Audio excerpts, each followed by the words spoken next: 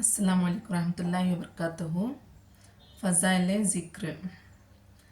हुज़ूर सल्लल्लाहु अलैहि वसल्लम का इरशाद है, अगर एक शख्स के पास बहुत से रुपये हों और वो इनको तक़सीम कर रहा हो और दूसरा शख्स अल्लाह के ज़िक्र में मशगूल हो तो ज़िक्र करने वाला अफजल है।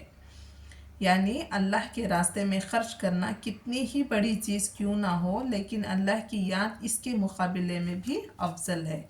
फिर किस कदर खुश नसीब हैं वो मालदार, अल्लाह के रास्ते में ख़र्च करने वाले, जिनको अल्लाह के ज़िक्र की भी तौफ़ीक नसीब हो जाए।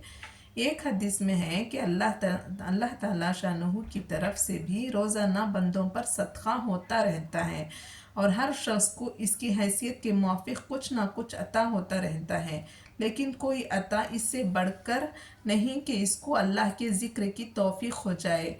जो लोग कारोबार में मशगूल रहते हैं, तिजारत ज़राअत मुलाजिमत में गहरे रहते हैं, अगर थोड़ा भी वक्त अल्लाह की याद के लिए अपने औक़ात में से निकालें तो कैसी मुफ्त की कमाई है। दिन रात के 24 घंटों में से 2-4 घंटे इस काम के लिए निकाल लेना कौन सी मुश्किल बात है।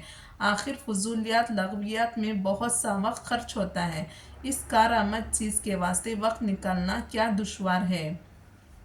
एक हदीस में हुज़ूर अक़दस सल्लल्लाहु अलैहि वसल्लम का इरशाद है कि अल्लाह के बेहतरीन बंदे वो हैं जो अल्लाह के ज़िक्र के वास्ते चाँद, सूरज, सितारों और साये की तहक़ीक़ रखते हैं, यानी औक़ात की तहक़ीक़ का एहतमाम करते हैं।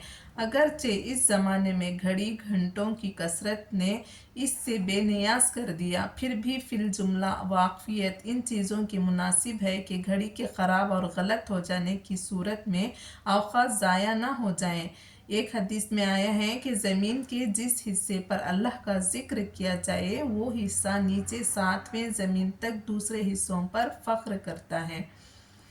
हुज़ूर अक़दस सल्लल्लाहु अलैहि वसल्लम का इरशाद है कि जन्नत में जाने के बाद अहले जन्नत को दुनिया की किसी चीज़ का भी खल्क़ और अफसोस नहीं होगा, बजाय इस घड़ी के जो दुनिया में अल्लाह के ज़िक्र बग़ैर गुज़र गई।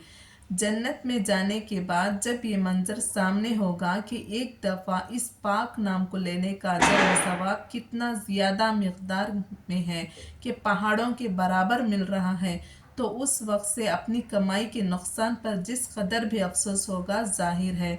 ऐसे खुश नसीब बंदे भी हैं जिनको दुनिया ही बग़ैर ज़िक्र अल्लाह के अच्छी नहीं मालूम होती। अल्लाह ताला हम सब को ज़िक्र करने की तौफ़ीक़ दे। चलते फिरते उठते बैठते काम करते वक्त भी ज़िक्र कर सकते हैं। अल्लाह ताला हमें कसरत से ज़िक्र करने की तौफ़ीक़ अता फ़रमाए और ज़िक्र के लिए वक्त भी निकालें और ज़िक्र करते रहें।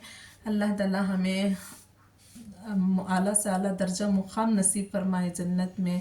आमीन सुम्मा आमीन। जज़ाकल्लाह।